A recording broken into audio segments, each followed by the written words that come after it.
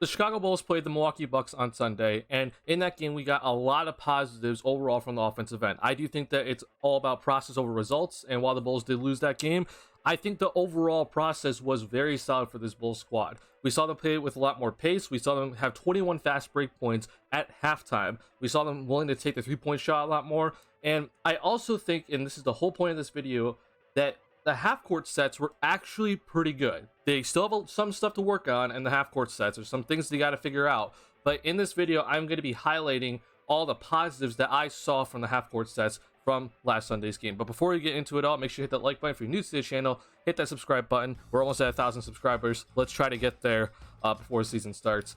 Let's talk about just immediately for this film breakdown, first play of the game. Okay, because I think this is actually a good set that we're going to see a lot from this Bulls team. And get used to this sort of set being used for guys like Kobe, like Zach, and you'll see why here. So first set of the game here.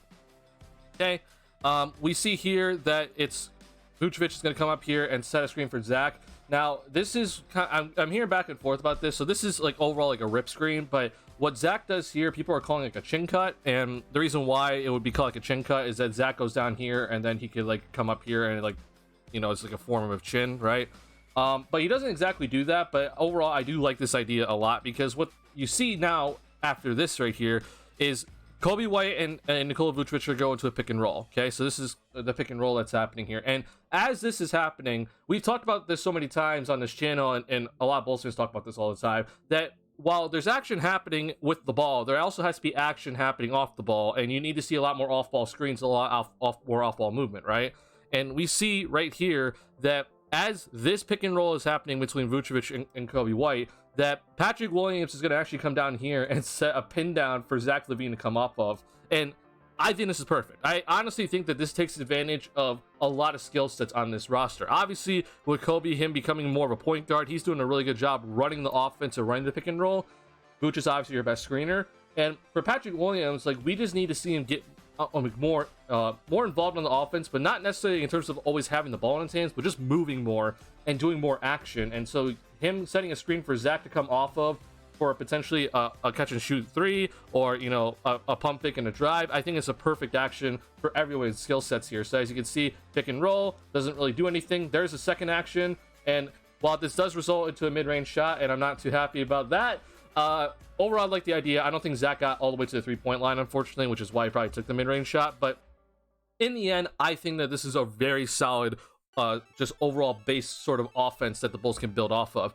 And I'm going to show you that we actually saw this sort of action run multiple times throughout the game, okay? And I know that this isn't always like kind of noticed by Bulls fans, but let's just watch this sort of play. So it's kind of a similar idea, right? Where you see Zach go down to the middle of the lane. Now this play is a little bit broken, unfortunately, but see, same thing here, pick and roll between Kobe White and Nikola Vucevic. But then pay attention to what Torrey Craig does here. I actually think Torrey Craig messed up on this play, and you might even see Zach kind of like yell at Torrey, like, hey, screen, because Torrey's supposed to come down here and set a screen, and Zach's supposed to come up off of here.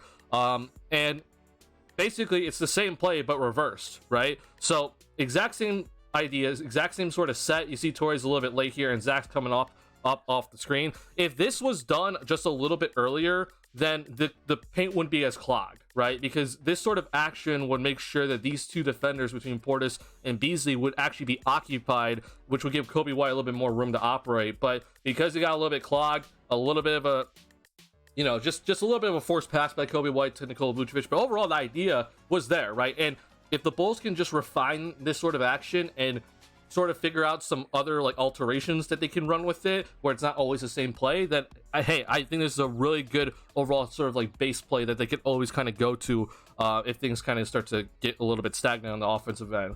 But we don't always just see it with the starters, right? We also we kind of sort of see it here in this sort of play here. Again, similar sort of, you know, set by these guys. So Javon Carter has the ball in his hands, and it's going to be a pick and roll between him and Drummond, right? And as this is happening, you see here, Torrey Craig is putting up, hey, screen sign, right? So he is going to come down here and set a screen for Alex Caruso to come off of, right?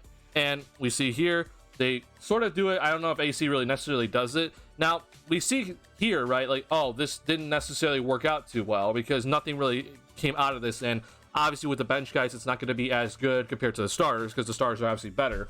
But if, let's just say here that there was one mistake, right? Let's say for some reason that these two guys here didn't get the switch, and then suddenly Torrey Craig has a line drive to the basket. Or let's say for some reason, I believe this is Beauchamp, he gets cut up on the screen on what Torrey Craig set right here, and then suddenly Caruso has an open 3-point shot, right? And if all else then sort of fails, then like maybe the pick and roll between Carter and Drummond is kind of works out. You kind of see then the second action if this kind of sort of fails, and you see it here, you get to throw in a Drummond, and they're going to try to figure out like some sort of other action where the ball is sort of reversed.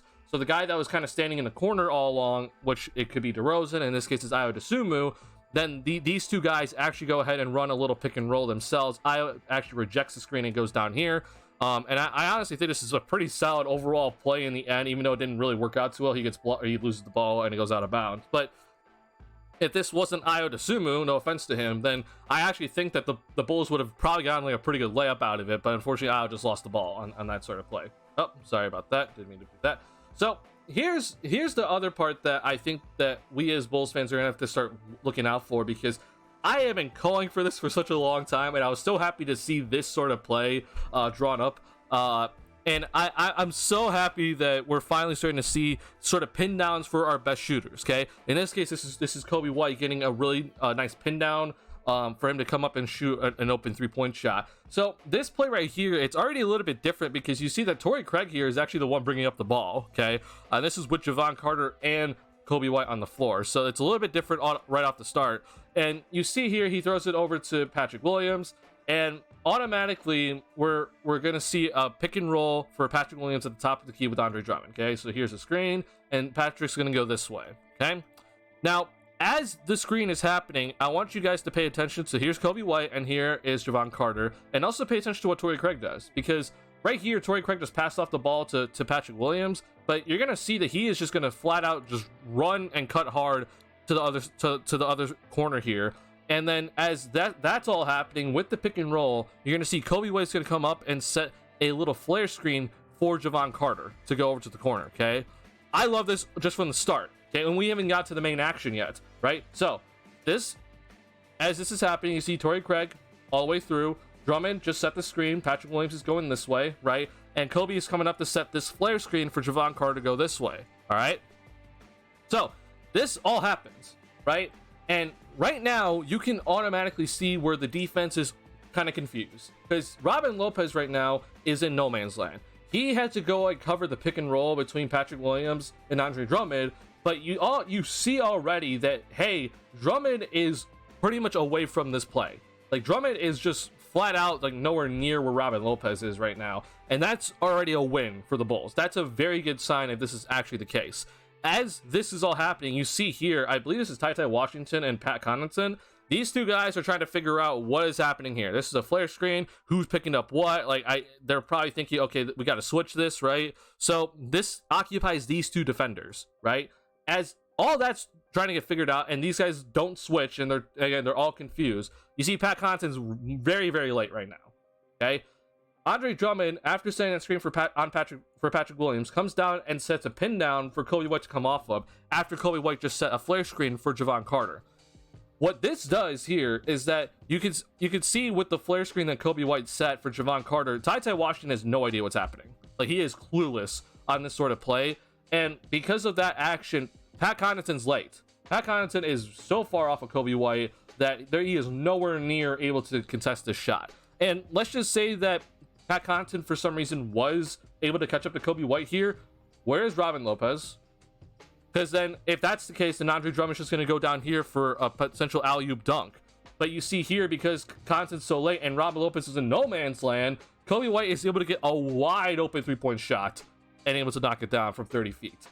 This is a perfect play, and I'm happy to see that Donovan finally is running these sort of plays for this squad, because there isn't that many great shooters on this team, but you have LaVine and Kobe and Patrick Williams, and I need to see those three guys get these sort of plays run for them to get these open 3-point looks very easily. And if it's not gonna get them an open 3-point look on a possession, there's always then a second option, like I said, with the Drummond, roll down to the rim in that play. So please, I want to see more of this and not play run more in the upcoming games into the regular season, because I think that's going to be a very effective play for our shooters in the end. Last thing I want to point out in this video when it comes to the half-court offense is the spacing, okay? I think it's very important that this Bulls team understands what is the proper spacing, and with the guys that Billy Donovan has put into this starting lineup, with Kobe in the starting lineup, right?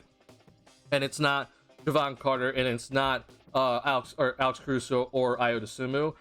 He has basically said that we're putting our best shooters out there on the floor, except for maybe Javon Carter in the starting lineup, okay? So these three guys of Kobe, Levine, and P. Will, these are your three best shooters. So it's important that the spacing between those three guys is very good.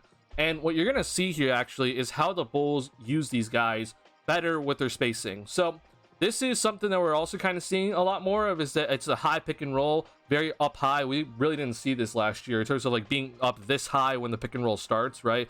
Like, we never really saw this. So Kobe White's gonna come up and get a pick from Nikola Vucevic. As this is happening, pay attention to Patrick Williams, okay? So we're gonna watch all this go down here, pick and roll, and as this happens and we throw it back to Vooch, Patrick Williams clears out, okay? This is something that I want you guys to pay attention to, as you're gonna see suddenly as this play develops that you're gonna have three guys, 1, 2, and 3, all on the same side of the court, okay? So as this play gets thrown to DeMar DeRozan, you see suddenly we have three guys over here on the same side of the court. And what I love about this is that this gives guys like DeRozan, or if this case, if it's the other guy, it would be Zach, this gives them a lot more space to operate.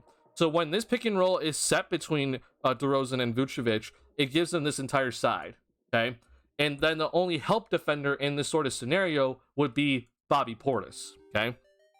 And, you know, the reason why I love this a lot, because let's say instead Patrick Williams was standing here, right? The Bobby Portis would obviously be right here, okay? And while this still does, you know, do some things where DeRozan could like kind of work in this area, it's better for DeRozan to have a little bit of a better line drive to the basket, right? And if Bobby Portis does come over to help, right, then suddenly if Levine moves up here and Patrick Williams is here, you got shooters everywhere on this side of the floor for DeRozan to outlet to, right? So in this case, though, it doesn't even matter because Brook Lopez is too far away. DeRozan just pulls up for an 18-footer. There's no help in sight.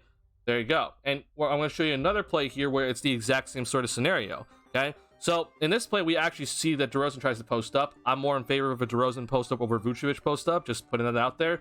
It doesn't exactly go too well here, as you see Robin Lopez comes over to help, and I believe this is Jackson Jr., and he does a good job of blocking this off. But you see already that you have 1, 2, 3, okay? And as the ball gets kind of reversed over to the other side here, just kind of watch as this play develops, right? So now Kobe White is now here, and as DeRozan could have done, like as DeRozan got rid of the ball, he could have went back here to this corner, right? But instead of doing that, you see DeRozan go over here, and because now Kobe White has the ball in his hands, he's not part of this, you know, three-sided, you know, perimeter guys, right? That DeRozan wants to make sure that he clears out, right? And what this does is this gives a wide open pick and roll for Kobe White and Nikola Vucevic to work with, and Kobe White is able to get right to the rim with it. This is how you can take advantage of your spacing, right, and work with it better, even if you don't have the best shooters out there on the floor. You just have to get a better understanding of where you should be at what moments, and I think we're starting to see these Bulls players start to understand that. And this play right here by Kobe is just a fantastic pass by him. But let's watch how this play also works out in terms of having three guys on the same side of the floor. So ball's running to Javon Carter. He then throws it to Andre Drummond, and now you see Drummond actually tells him like, "Hey, Carter, you're gonna go over here, okay?" And this is fine in my opinion. So the second unit's gonna have a little bit of a tougher time trying to create offense, but I like this play overall. So right here, you see that Carter went through, and he's gonna go over to this corner, okay? Patrick Williams moves up, Kobe White's over here. So in just a little bit here, you're gonna have 1, 2, 3, okay? All over on the weak side of the floor. Now, this handoff is to Torrey Craig, and Torrey Craig's not very good at the pick and roll situation. So the ball's reversed, okay? Which I like, because Torrey Craig's not going to do much in this sort of scenario, okay? As the ball is reversed, pay attention. Look at Patrick Williams, okay? Patrick Williams, he sees the ball is now reversed, and so now this is the strong side. He clears out, okay? He's going to go over to this corner. And this play by Patrick Williams is the reason why Torrey Craig is going to get a cut to the basket and get a layup out of it. Okay, so as Patrick Williams cleared out, okay, Javon Carter moved up, and this, this is like in the form of like a fake handoff play for Kobe and Carter. And because Patrick Williams cleared out, suddenly now the help defender is Jay Crowder. And because Jay Crowder had to come off of Patrick Williams, right, then what you're going to see here is Malik Beasley is like, oh crap, Patrick Williams is wide open. I need to come over and take Patrick Williams in the corner. And you see here, Malik Beasley comes on down. Look at Kobe White. This is the part that I'm so impressed with Kobe White, that he understood this play before it even happened. He understood that Malik Beasley was going to come over and take Patrick Williams in the corner, so he knew that Torrey Craig would be the open guy. And because of that, he's able to find Torrey Craig in the middle of traffic, and Torrey Craig gets a nice layup over Jay Crowder. Spacing, understanding where you guys are supposed to be, and just basically being able to throw a blind pass like that is going to help this Bulls team a lot in the future. So these are some things that I wanted to point out in the half-court offense from the film that I was really impressed by. There's some stuff the Bulls have to still work on, but some positives that I think that this Bulls team can take away and move forward with and hopefully put into the regular season. Last but not least, though, before I end this video, I just want to give a big shout out to Kobe White. I mean, I think Kobe White played a fantastic game, and if he can do this consistently, where he is driving that ball off of a rebound, off of a miss, and just pushing it down court and drawing defense. I mean, look at what Kobe White did alone. He drew 3 defenders in just his push of pace with the ball, and opens up a wide open three-point shot for Zach. Honestly, Kobe White could have finished on Sunday's game with like 10 assists if guys just hit the shots, right? So because of this sort of identity that Kobe White's starting to form with his sort of play, and because he's now in control of it all, we might be looking at a guy that can be like a big major force in transition, especially with him running with Levine. And hopefully this Bulls team starts to recognize that and starts to create that as their identity with that backcourt duo of being able to push the pace and get down court, and then hopefully open up some 3-point shots in the end. But that's all I have for you guys in this video. Hope you guys enjoyed. Remember to hit the like button if you're new to the channel. Hit that subscribe button. I'll see y'all in the next one. Peace.